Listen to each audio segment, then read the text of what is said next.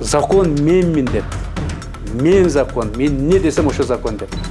Бүгүн менин иним ташип, ошондой деңгээлге жетип калды да, мен закон дегендей кылып атат. Мына өздөрүнүн кишилер айтып атышат. Өкөнө тең ишенген болбойт. Бул атайлап жасаган спектакль деп түшүнсөк болот да. Бүгүн Кыргызстандын эли чоң коркунучта турат. Себеби дегенде закон аказ бир экеле киши экен. Ичиндеги жиндерин алып ташташ керек да булар. Бирок эң негизги кумторду жайлаган бул Акаев да. Бул бийлик кеткенде Борбордук шайлоо комиссиясын кектегинен алган да. Саламатсыңарбы, Политклиника медиасынын көрөрмандары. Бүгүн биздин студиябызда конокто Азаттык партиясынын жетекчиси Исмаил Исаков болмокчу.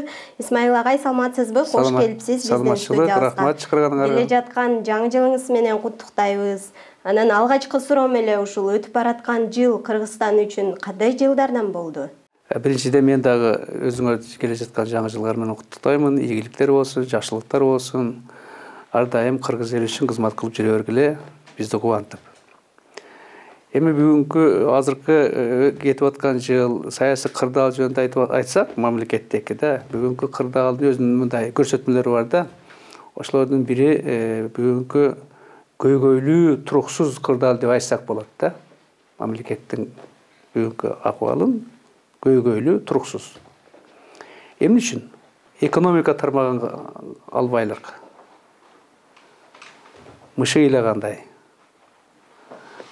Ошол экономика тармактагы ар кандай промышленность болобу, өнөр жайы болобу, айыл чарбасы болобу, жана башкалар болобу, бардыгында мындай жакшылык айта турган сөз жок. Ошол негизинде ишканаларыбыз көп иштебейт, жумушсуздук, инвесторлорго жакшы шарт түзүлгөн эмес. Алардын баары кайтып капиталдарын чыгарып кеткенге мындай түрткү берип атабыз. Анан товарларыбыз көп чыкпайт, жалаң импорттарды алып келебиз. Мына ошондой кырдаалды экономика жагыда. Анан ошонун кесепетинен биз эң кете өлкөлөрдүн 10 өлкөнүн ичине деген бааны алдык. Ошого жетиштик да, ийгилигибиз ошол кабышканын ичинде. Ал эми социалдык тармакты алсак, бул ондан өтө оор. Ошол эле билим берүү тармагын албайлык, ошол эле саламаттык сактоо тармагын албайлык, ошол эле айлык акы, пособияларды албайлык. Анан кийин товарлардын баасынын өнүгүшү, ГСМди күйүүчү майлардын баасынын көтөрүлүшү, онун кесепетинен бардыгыларда көтөрүлүшү, то есть эл абдан кыйын да. Анан жумуш орду жоктугу, ички тышкы мигранттардын көбөйгөндүгү, эми бүт тармакты алып көрсөк, ушундай кемчиликтер көп. Муну ачууччулук деп айтышыбыз керек да, биз жакшынакай баа берип туруп, ошого оңдогонго аракет кылганга да. Ал эми мыйзамдуулук тараптагы адамдын укугун сактоо жөнүндө камсыз кылуу боюнча айтып кетсек, же мыйзамдуулукту айтып кетсек, бул да өтө начар болуп атат. Биздин бийлик өкүлдөрүбүздүн жетекчилери өздөрү мыйзамдарды так аткарбай, элге терс үлгү көрсөтүп атышат да. Мисал катары айтып коеюн, сөзүм мындай бекитип. Мынабы депутат жетигенди кармоо боюнча. Аны бүгүнкү конституциянын эрежеси нормасы боюнча, 78-чи беренеси боюнча кармаардан мурун жогорку кеңештин уруксатын сураш керек болчу. Ошол уруксат бергенден кийин анан алып туруп, жанакыдай убактылуу СИЗОго алып барабы, каягына алып барат, ошону жасаш керек болчу да. Тилекке каршы аны аткарышкан жок. Бул биринчи. Экинчи, ошол эле конституциянын 102-чи беренесинде жазылганда, сот эгерде конституциялык нормага карама-каршы келген ченемдүү укуктук болуп калса, анда андайды мындай четке кагат деп. Эми сот жанагы анын кармоосун карап атканда, СИЗОго канча айга, 1 айга, 2 айга карап атканда, айтыш керек болчу да, мына 102-чи беренеси негизинде мен силерди кармай албайм. Силер туура эмес алып келдиңер менен. Бул карама-каршы келет деп четке кагып коюш керек болчу. Тилекке каршы сот муну өзү тебелеп, тепсеп бузуп атат. 66-чы беренеде президенттин бүгүнкү ыйгарым укугунун бири бул адамдардын эркиндиктерин, укуктарын кепилдеген. Ал кепилдик болгондон кийин 78-беренин бузуп атса тергөө органдары эле ГКМБ, 102-беренин сот бузуп атса бул кепилдик катары аш керек болчу. ГКМБ жетекчиси Ташиев досум, сен туура эмес кылып атасың, же сенин балдарың туура эмес кылып атат. Урматтуу сот, сен мынаны да бузуп койдуң. Ошон үчүн бузбагын, ушул мынаны конституциялык норманы орноткун дедиби? Жок да. Мына ушундай болуп аткандан кийин мен башка ылдыйкыларды айтпай эле коеюн.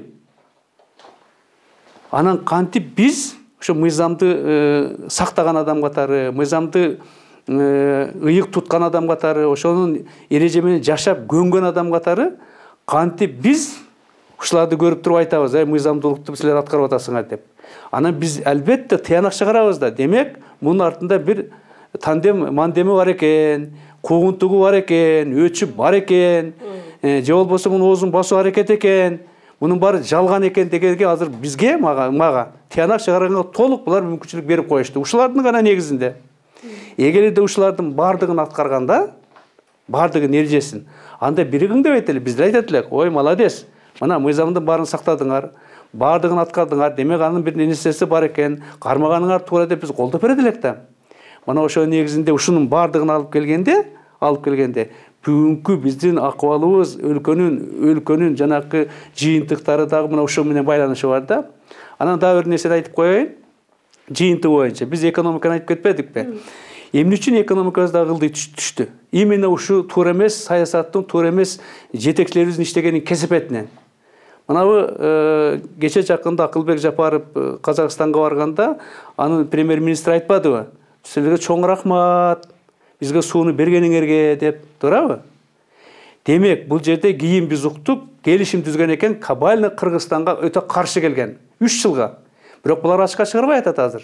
Биз ошону талап кылышыбыз керек, ошо келишимдерди ачка чыгаргылагын биз окуп көрөйлүк деп. Мына 3 жылга булар сууну бергенге келишим түзүшкөн. Ошонун кесепеттен суу жок болуп калгандан биздин дыйкандар жайында чыкпадыбы бул жерде? Ай, суу бергиле бизге.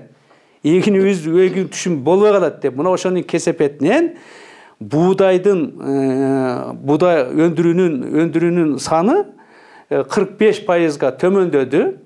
Арпаныкы 55%дан пайызга төмөндөдү. Бул эмнени билдирет? Бул биз ошо буудайды, арпаны башка өлкөлөрдөн сатып, биздин акчанын бардыгы чет өлкөнүн бюджетин, чет өлкөнүн казынасын толтурганга кетип атпайбы?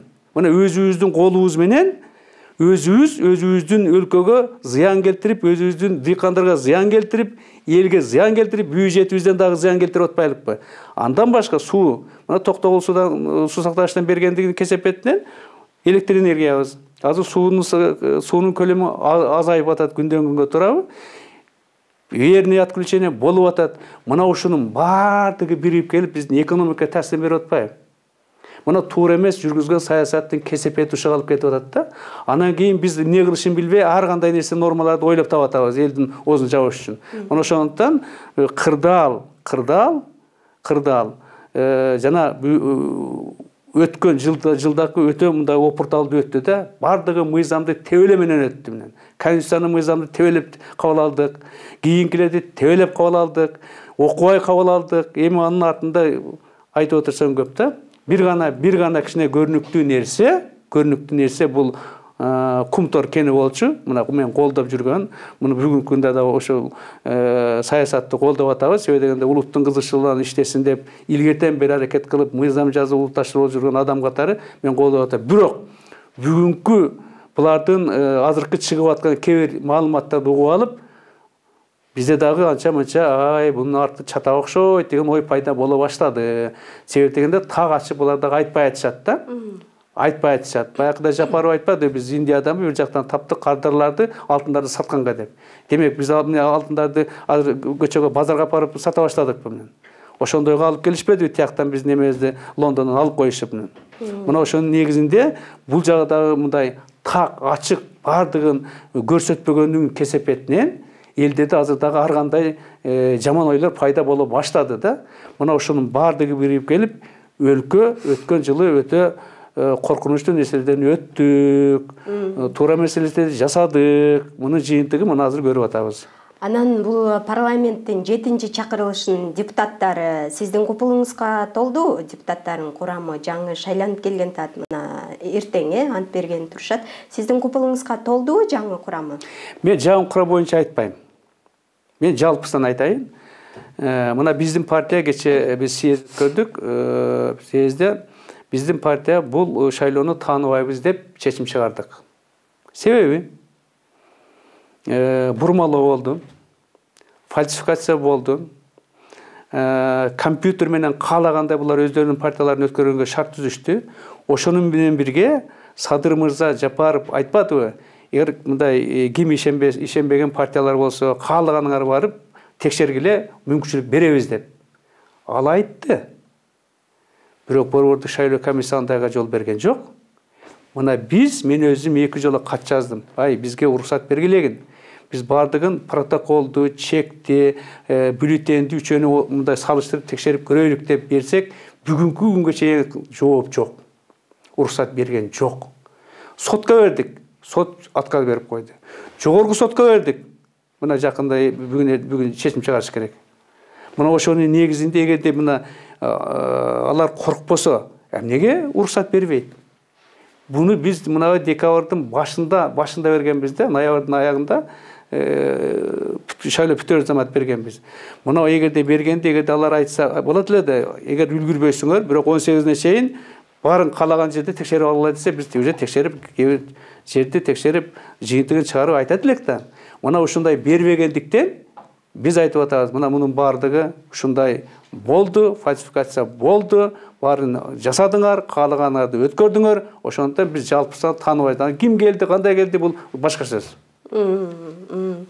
Бирок ошол сиздин партиялашыңыз Ахматбек Келдибеков, биз бийликке 1 ай убакыт сурайбыз бийликтен. 3 күндүн ичинде кайра добуш берүү өткөрүлсүн деп айтпады беле.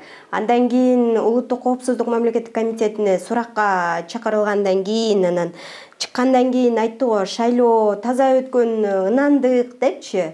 Ушинтип айтып анан жанагы видеодон түшүндүрүп берди го. Схеманы. Ошондо бул кандай болуп калды? Кымбат.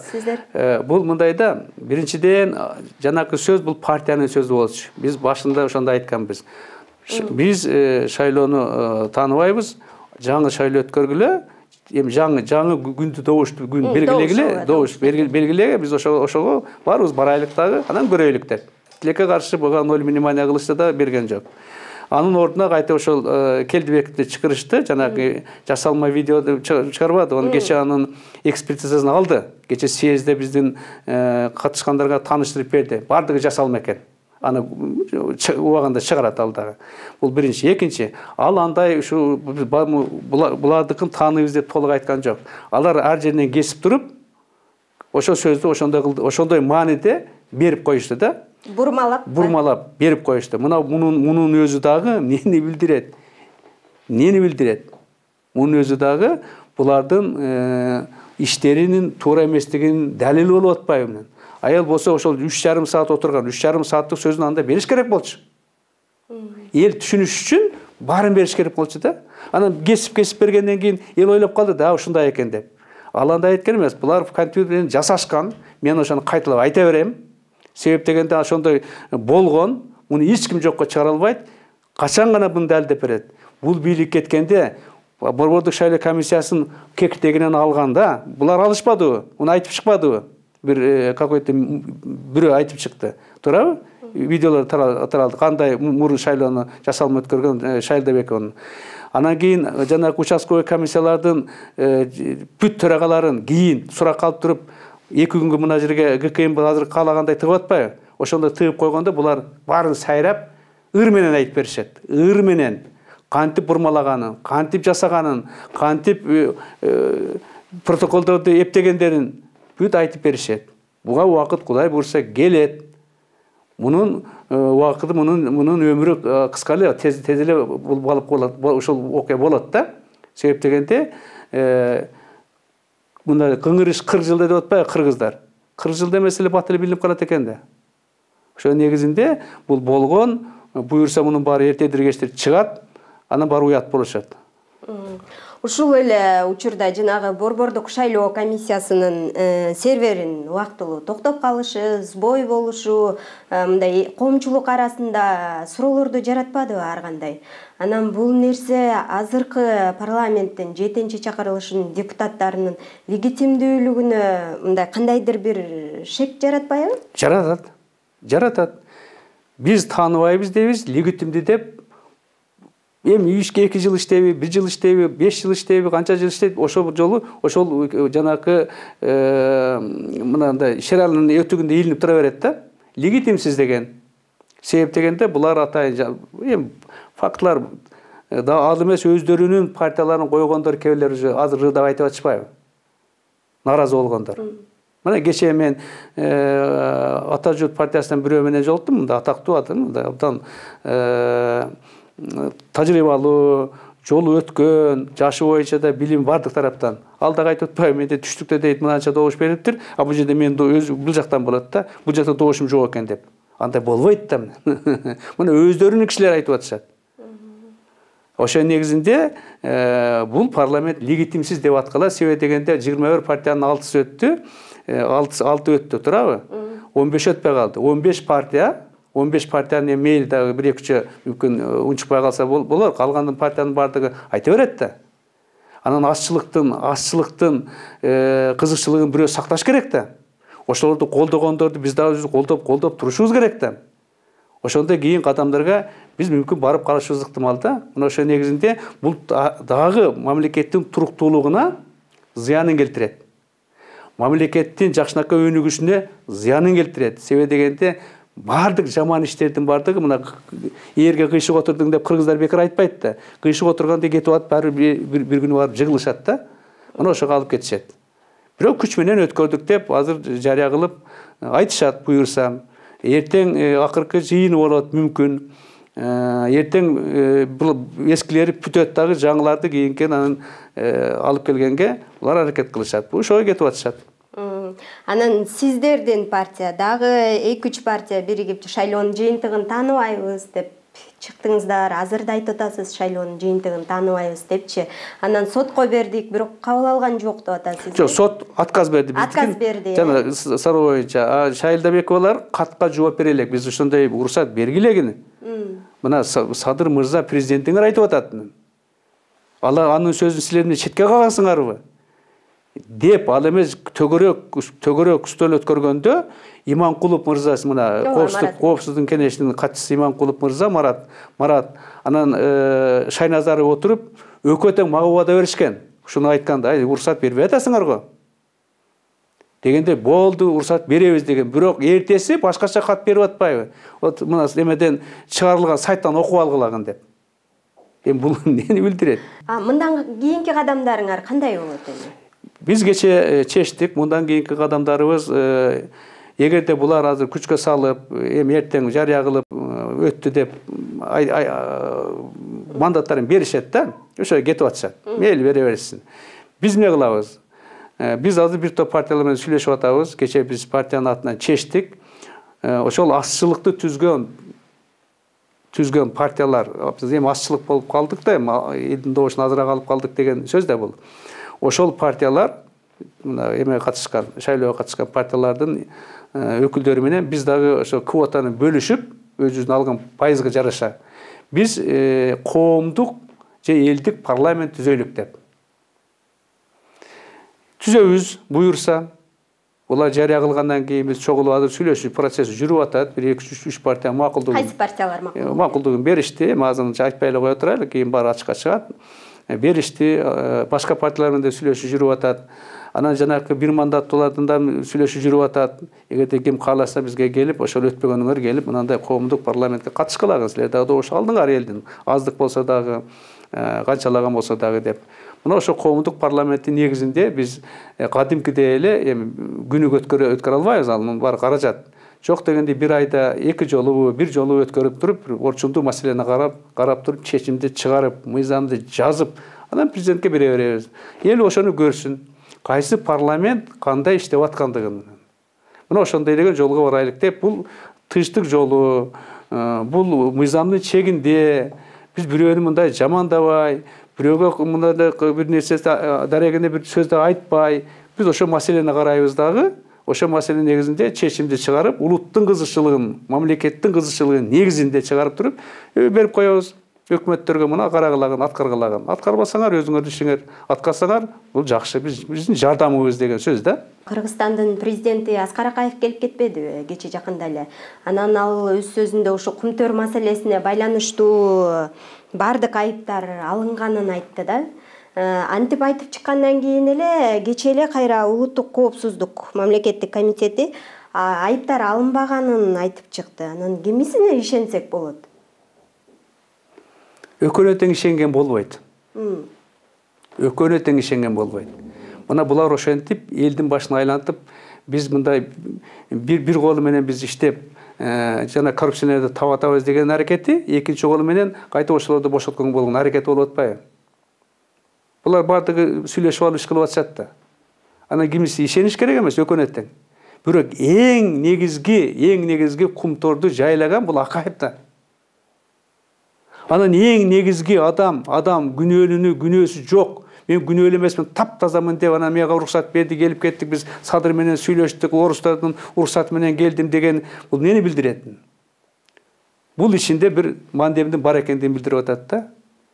Анан кийин бул Аскар Акаев айтып атпайбы? Эми мен ошондо өкмөткө ишенип коюпмун деп. Айнан ошо Тимофеев өтүп кеткен Тимофеевке шылтап аткан бул эмне деген кеп? Уят да. Биз эми ошондой депутат болгон адам катары билебиз да. Ал бир кадам Акаевсыз президент бир сөз, бир кадам мындай оң же солго бара алган адам эмес эле. Анан кийин эми ошого шылтап ошол жасаптыр, мен ошого ишенип коюпмун, мен билбепмин деп. Мындай да ар нерсенин чеги болот да. Онон көрөк да туура мага келгенде ушундай эле мен күнөөлүүмүн бардыгына, мен бардыгын алайын деп, эми өткөн кишиге, өтүп кеткен кишиге жала жапкан адамды кантип ошого ишенсе болот? Болбойт. Бул айтты, булар бирок ошондой деп, булар өзүнө айтса керек. Ал Акаев эми мындай окумуштуу адам, билимдүү адам, ал түз эрежеден калп айтпаса керек да. Жанагыдан кийин тем более. Кыргызстандан чыгып кеткенден кийин, запкы жегенден кийин, элин жерин сагынгандан кийин, эми экинчи жолу эмне кызыкчылык калп айткан.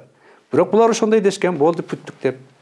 Бирок ошону ал жарыя кылып ийгенден кийин, кой, биз уят болуп калабыз деп, артынан мынандай деп чыгарып атышпайбы менен.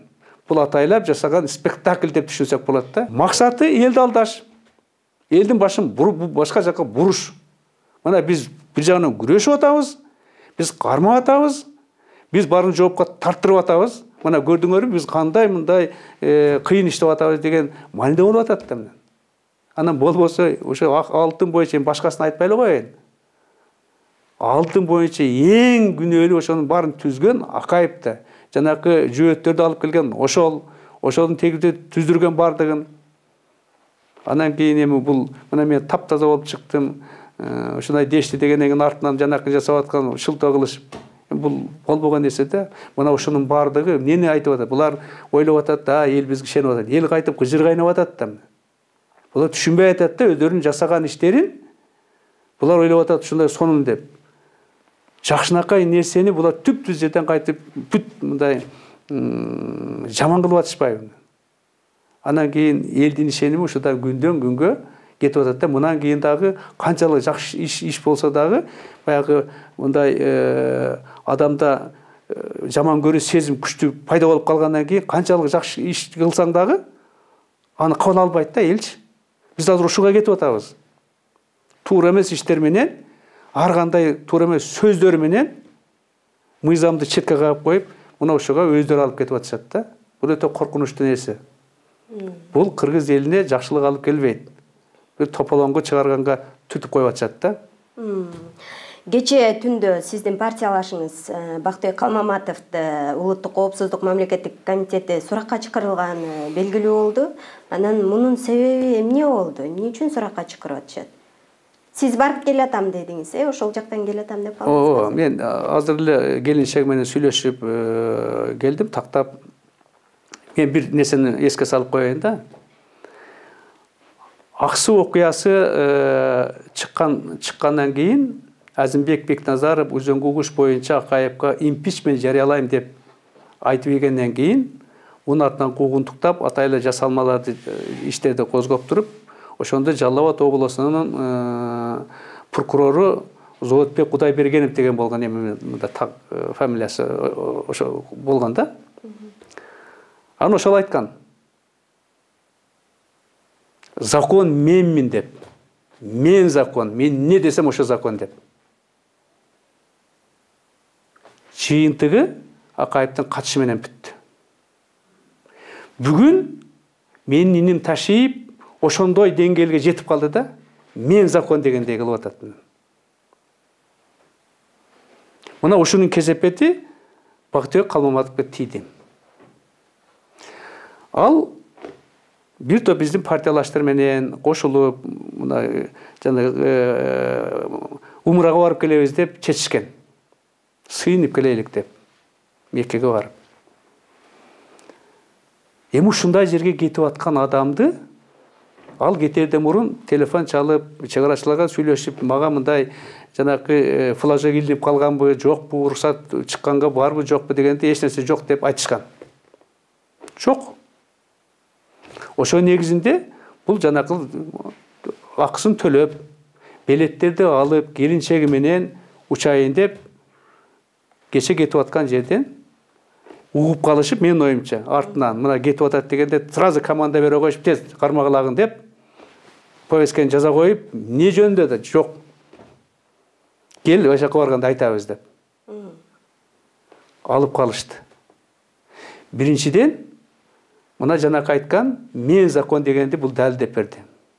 Бүгүн Кыргызстандын эли чоң коркунучта турат. Себеби дегенде закон акасы бир экеле киши экен. Биз азыр ошолорго сыйынышыбыз керек. Аны көрсөтүштү сыйынганды. Мына түштүккө барганда көрдүңөр да. Мугалимдери дейт, врачтары жана башкалары чыгышып желектер менен, А мен тактадым кеше, желек канча турат десем, мына жерде 65 сом экен бир желек. Аны ошол жерде сатылабы ошо барып айылында десем, сатылбайт экен ал жерде. Демек ар бир желекти алар айтып атпак, аксакалдарын чыгарышып, биз дейт, өзүбүз дейт, мейли өзү чыксын. Бирок ушунча эл барып алып, базарга барып ар ким өзү сатып алган жок да желекти. Аны желектин баары бир оптом сатып алып беришти ар бир неме деп. Аны айтты чыккын деп. Аны чыгышты. Мына ошого кетип атабыз да, мен закон дегенди кесепет муну ушуга тийип атат да. Эртең жалпы Кыргызстан чыгат. Азыр жакшы түз турушат. Эртең ийиле баштайт. Аны биз айтып кеткенбиз баягы конституцияны кабыл алып атканда. Баарыбыз мынтип оозду жаап, үйдө шыбырап сүйлөп калабыз деп мен бул жерде айттым эле. Мына ошого кетип атат. Ошонун кесепети Бактыбек эми. Кудайдын ошо ыйык жерине барып сыйынып келейин деген жерге кетип аткан адамды кармап калыш. Бул Кыргызда мындай деген макал бар да. Ыйлай турган бала атасынын сакалы менен ойнойт дейт. Булар ошондой пайгамбардын сакалдары менен ойноп атышат да. Ыйык жерге кетип аткан адамды, күнөөсү жок адамды түз жерден алып келип өзүң көрсөтүш. Мына мен көрдүңбү, мен кыйынмын. Кыйынды Кудай кыйын көрсөтөт. Сөзсүз тиет. Залалы. Бул мындай боло турган иш да. Бирок булар ошону ойлогон жок да. Азыр ызычы чыгарды. Азыр мен барып этеменен барып келинчеги менен мына ГКМ жанында турушат. Азыр партиялаштарга жазып койдум, мына келгеле ошол жерде турушат экен деп. Анан эмне десем, келинчеги юрист, адвокат, билбейт. Алып барды ошол жерге барганда айтабыз деп. Мына адвокат менен азыр кеше түнкү саат 2-ден алып келишти. 2-ден бери отурушат. Айнан мындай да түнкү саат 2-де же 12-де жанакы повестканы бербейт. Бул дагы мыйзамды бузгандык. 10-го чейин берсе мүмкүн. 10-дон кийин бериш керек эмес да, эртең берсе эмне болот? Ошондой экенин үчүн түнү берет, эртең менен эле бербейби анда менен. Билет алганын билишет. Туурабы? Бул эми адамдарды мындай биз сени унижать этип, биз мындай ылдый түшүрөбүз деген ойлору да менен. Ошондо бул дагы саясий куугунтукпу? Эми албетте саясий куугунтук да. Бул куугунтуктун туу чокусу. Себеби дегенде ал өзүнүн сөздөрүндө бүт кемчиликтерди айтып жүргөн. Бийликтин кемчилигин айтып жүргөн, жолун айтып жүргөн кандай кылса болот эле деп. Эми ошондой адамды эмне кереги бар камап? Кайтып кетип алса тынч жашайт эле да. 4 январга чейин кулактары тынч болот эле, интервью эч ким бербейт эле, биз деле азыр бүгүн ошону сүйлөбөйт элек, туурабы? Мындай сөз чыкпайт эле да. Булар өздөрү ырбатып атышпайбы? Анан кийин ырбатып алып туруп, кайтып бирөөгө жиндери келишет. Өздөрү жиндери келиш керек азыр. Ичиндеки жиндерин алып ташташ керек да буларчы. Мына ошондогон оңолот, ага чейин оңолбойт. Ушул бийликтин кемчиликтерин айтып атпайсызбы? Анан эң башкы кемчилиги эмне болуп атат бүгүнкү күндө бийликтин? Эң башкы кемчилиги бул мыйзамдарды ыйык сактабагандыгы. Бул биз айткан ошондой болот дегендиги. Бул өздөрүнүн жеке кызыкчылыктарын алдыңкы орунга коюп койгондугу. Мына ошонун бардыгы биригип азыркы ишке кетип атышат да. Эгерде мыйзамды ыйык сактаса, саат 10-да алып берип, ондон кийин алып бербейт эле да жанагы повестканы менен. Түнөр атпайбы саат 2-де менен. Мына мыйзамды бузгандыгы. Мыйзамды бузгандыгы болбосо чыгарачыларды жанагы чыгарбагы деген жок экен. Анды учпай чыгып кетпей, алар айтты, эми бизге оперативный ушундай келди, сизди тияка деп айлаштан. Ага чейин телефон чалып тактаганды мен айтып бербедимби? Мына мыйзамды бузганды ушуда да, мына ушунун кесепети, мындан башка дагы отурушпай, жанагы жетегеним жөнүндө айтып кеттим. Ага чейин мына Молдокматовду камашты эле Тилекмат Куреновди. Алар да мыйзамсыз отурушат. Аларды дагы жанагы Октябрь окуясынан эметип атпайбы, төңкөр жасагансыңар. Айнанайын Жаңгыз Молдокматов ушуну жасайбы? Ал жерде фигуранттар көптөрү өздөрү да аралашкан да. Өздөрүнүн балдары аралашкан, өздөрүнүн азыркы жанында жүргөндөрү аралашкан, башкалар аралашкан. Анда бардыгына бирдей мамиле кылыш керек да. Мыйзам деген бир кишиге иштебейт да. Мыйзам иштейт, бардыгына бир иштейт. Бардыгына бир. Биз ошонун арасынан таап, саңа мыйзам иштейт, саң иштебейт деп атпайбы? Ошол арасында жүрүп басып алгандарга генералдык чин берип атышат, мыйзамды тебелеп-тепсеп. Эми ал жөнүндө айтып койсок, чачтар тик турат да. Кантип өзүн билемдик кылып, мыйзамды четке кагып коюп берип атышпайбы? Анан ушундай өлкөдө бир жакшынакай адамды мындай түз жүрүш азыр ар бир адамдын өмүрү коркунучтуу болуп калды. Каалаганын айтып туруп апарып тыйып койгонго мына мүмкүнчүлүк. Хотя жаңы жанагы уголовный кодексте башкача нормалар жазылган да. Аны да четке кагып атышпайбы? Мындан ары ушу Кыргызстан дегеле кандай нукка өнүгүшү мүмкүн? Эми эки жол бар. Биринчи жол бул азыр көпчүлүгүн камайт. Аршыл тогулат, тигини татат, муну жасайт, мынанча илгерки жасаган экенсиң дейт, камайт, күчөтөт. Анан бир күнү барып туруп, пружинадагы аягына чейин бара басылып берген, анан ары баса турган жок болуп калат да. Ошондой деңгээлге жеткенде атылат. Атылганда бул өтө чоң трагедия менен бүтөт да. Өзгөчө бүгүнкү бийликте отургандар адамдар үчүн. Бизде ал мисал бар, аны өттүк. Аны сабак алышы керек болчу да, сабак албай атпайлыкпы? Мына Акаевдин тагдыры, Бакиевдин тагдыры ошого алып келип атпайбы? Ошондой болот да, бул биринчи жол. Экинчи жол, булар ойлонуш керек дагы, кой болбойт. Болбойт. Биз мындай жолду өткөнбүз, сабак алайлык деп туруп, мында акылына келиш керек да. Акылына келип, азыр элди бириктиргенге, ар кандай топторду чогултканга, ошолор менен бир мамиле жасап туруп, ошолордун да ой пикирин угуп, ошолордун да айткандарын туура нерсесин кабыл алып иштегенге, мыйзамдуулукту өздөрү үлгү көрсөтө баштайлык деп, өздөрүнүн ишинен тазаланыш керек да. Тазаланып, мен дагы мыйзамдуулукту сактайын, айткан сөзүмө карай, мен бардыгына, президент, допустим, мындай, мен бардыгына бирдеймин. Жаманына да, жакшысына дагы, мага жаман айтканда, сөккөнүнө дагы бата берип аткан, баарына бирдеймин, баарына бирдей мамиле кылайын. Мен мындай терикпейин деген саясатты жүрүш керек дагы. Экинчиси, менин иним дагы токтотуш керек да, өзүнүн жана азыркыдай мен мыйзаммын деген тымызын айтып, тымызын жасаган иштерин токтотуп, мыйзам чегинде ишти алып барыш керек да.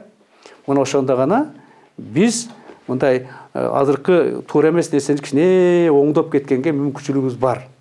Эки жол айттым. тандаш буларда. Айтыш бизде. Биз муну айтабыз, айта бергенбиз, айтып талап та кыла беребиз да. Себеп дегенде ушунча жылдан бери ушундай эреже менен ушундай нукта өтүп көнүп калганбыз. Себеп дегенде биз эч качан мындай мыйзамдуулукка көзү жумган адам эмеспиз да. Бизге эмне гана кылган нерселер болгон эмес. Камап дагы көрүштү, кордоп дагы көрүштү, үйлөргө дагы ыргытышты, сөгүп дагы көрүштү. Бирок чыдап өттүк да менен. Анан эми ушундай келип, ушундай возрастка келгенден кийин унчукпай калган бул болбойт да. Биздин бул бүгүнкү аксакалдыкта парзыбыз.